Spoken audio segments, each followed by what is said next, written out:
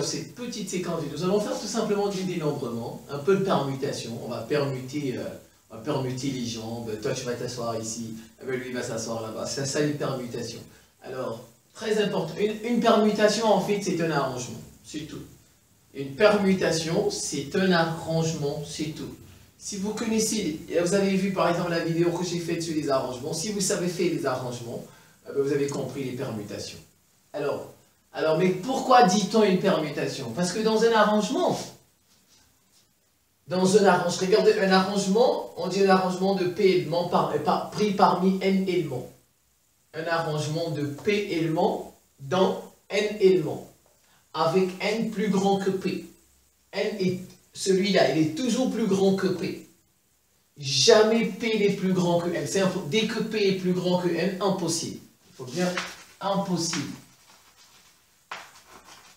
Voilà. Parce qu'on prend P parmi N.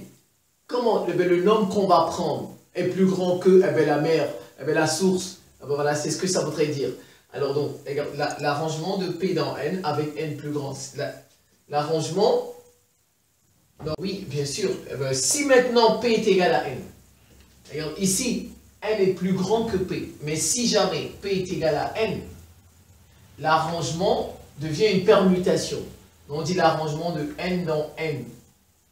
P peut être égal à N, mais P ne peut être plus grand qu'N. C'est ça. Et bien voilà, donc P ne peut être plus grand qu'N. Mais P peut être plus petit qu'N. Et là, dans ce cas, c'est un arrangement. Mais si P est égal à N, alors l'arrangement devient une permutation.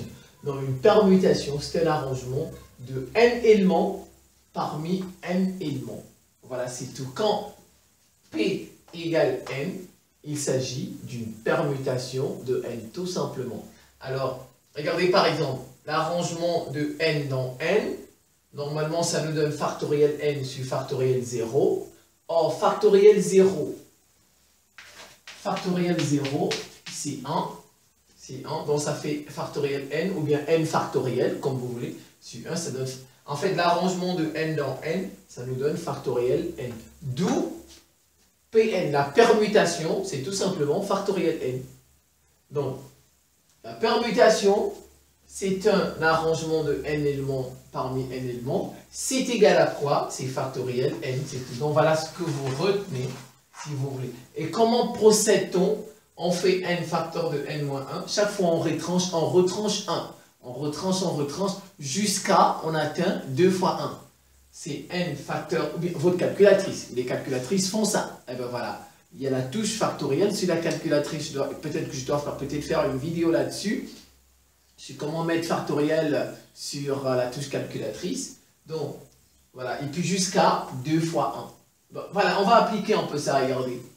Factoriel 3, c'est 3, vous voyez, c'est 3. N moins 1, donc 3 moins 1, ça fait 2. Donc ça fait 2. N moins 2, vous voyez, N moins 2, 3 moins 2, ça fait 1. Ainsi, donc vous voyez, chaque fois on enlève, ça fait 3 fois 2 fois 1 qui est égal à 6. Factoriel 2, c'est 2 fois 1 qui est égal à 2. Ah ben 2. Factoriel 4, c'est 4 fois 3 fois 2 fois 1. Voilà, et vous calculez tout ça. Eh bien, ainsi de suite. Factoriel 5, c'est 5 fois 4 fois 3 fois 2 fois 1. Voilà. Et factoriel 6, c'est 6 fois 5 fois 4 fois 3 fois 2 fois 1 qui est égal à 720. Maintenant, si n c'est 0, il peut arriver que n soit nul. Voilà, ici. Oui, si n c'est 0, on a dit que factoriel 0 c'est 1. Donc Pn donne 1. On a une seule permutation. Vous voyez, Pn égale 1, on a une seule. Il n'y a qu'une seule permutation. Et ben voilà.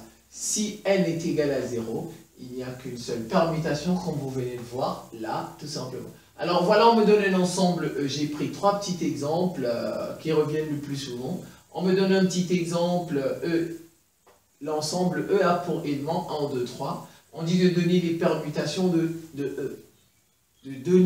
On n'a pas demandé de calculer. On a dit de donner les permutations de E. Mais bien sûr, je peux calculer pour savoir déjà un peu combien ça fait. Et ensuite, je vais donner les permutations. Donc, regardez, c'est 3 éléments parmi 3 éléments. Donc ici, n c'est 3. n égale 3. Donc ça fait P3, ça fait 3 factoriel. 3 fois 2 fois 1 qui est égal à 6. P égale 6. Bon, en fait, il y a 6 permutations. Regardez ce que ça va donner. On peut avoir le 1, le 2, le 3. On peut avoir le 1, le 3, le 2. On peut avoir le 1, le 3, le 2. Ça fait déjà... je peux avoir... Maintenant, j'ai déjà fait pour 1. Donc, j'ai fait 1, 2, 3. 1, 3, 2. Je passe à 2. On peut avoir le 2, 1, 3. On peut avoir le 2, 3. 1. Je passe à 3. On peut avoir le 3, 1.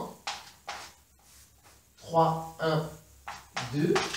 On peut avoir le 3, 2, 1. Comptez tout ça, ça vous fait 1, 2, 3, 4, 5, 6. On a 6 permutations. Voilà, on a répondu à la question. On nous a demandé de donner les permutations de E. Voilà les permutations de E. On peut les permuter. Vous voyez, 1, il peut être au début, mais comme il peut être à la fin, et ainsi de suite. C'est ce qu'on appelle permuter. Voilà, donc on a fait tout simplement les permutations de E. On va essayer de faire cela. Alors ici, on nous a dit une anagramme, parce que ça revient très souvent. Et parfois, mais bon, c'est des mots. Parfois, les élèves, ils n'ont jamais entendu un mot comme ça depuis qu'ils étudient. Ils n'ont jamais entendu le mot anagramme. Et puis, tout d'un coup, on met dans un exercice anagramme. Eh bien, ils sont perdus. Ils disent, ben quoi, c'est quoi une anagramme?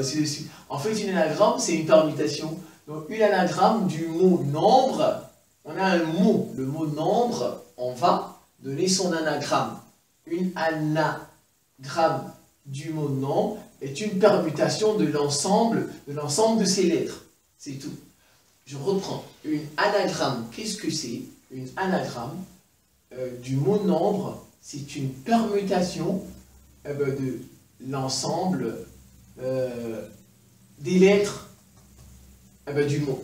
Parce que regardez le mot nombre, il y a N, il y a O, il y a M, il y a B, il y a R et il y a E.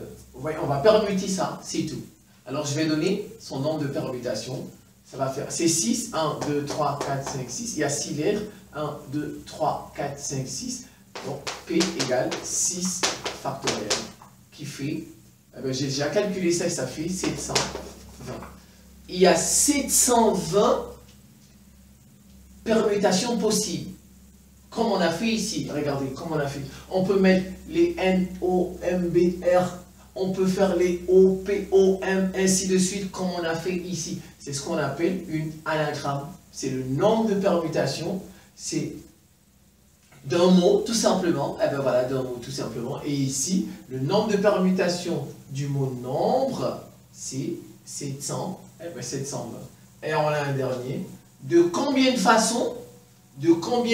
6 personnes. 6 personnes. Ici, ben, vous voyez bien que N, c'est 6. Voilà. Ici, de combien de façons 6 personnes peuvent-elles s'asseoir sur 6 chaises? Alors, regardez. Ici, on nous a dit juste que le mot nombre, il a 6 lettres. C'est tout. C'est une permutation. Eh bien, ici, on nous a dit l'ensemble E à 3 chiffres. 3. Mais ici, on a un peu compliqué. On nous a dit, il y a de combien de façons 6 personnes peuvent-elles s'asseoir sur 6 chaises? Eh bien là, ça perd un peu. Parce qu'on a 6, on a 6. Mais en fait, ça revient au même. C'est tout simplement, regardez, c'est un arrangement de N dans N. Voilà. On prend 6 parmi 6. C'est toujours une permutation. Voilà, donc ça fait, c'est la permutation voilà, de 6 factoriel. C'est tout. Qui fait 720. Donc, il y a 720 façons pour 6 personnes de s'asseoir sur 6 chaises. Si on vous met des chaises comme ça, 1, 2, 3, 4, 5, 6. Et il y a 6 personnes. 6 personnes.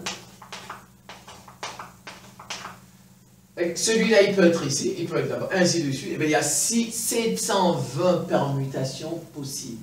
Voilà, c'était ça, dénombrer avec les permutations. Alors, je vous remercie pour votre attention et à très bientôt.